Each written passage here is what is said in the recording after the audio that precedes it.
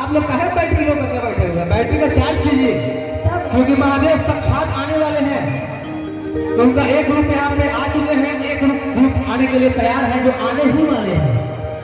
इतने भी झांकी की टीम है, जो भी झांकी मेंबर है, कृपया विलंब न करें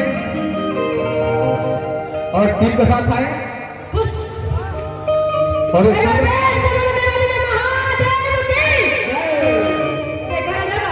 हाँ, इसके बाद मेरे का शुरू होगा, तब तक झांकी कर लेते हैं भैया। एक झांकी के बाद आपका रोड में कौन है?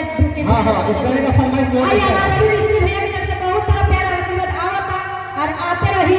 इनका बहुत ही प्यारा सा एक फरमाइश बा कि रोड में कांवरियन की भीड़ लागल बा। भैया ये हमारे पसंदीदा भजन बा, जरूर गाए। रोज खाली 5 मिनट इंतजार करो। रवि टेंट हाउस से हमारे तरफ से पुरस्कार आया हुआ है। झांकी के बाद हाँ आइए सॉन्ग रेडी कर लीजिए।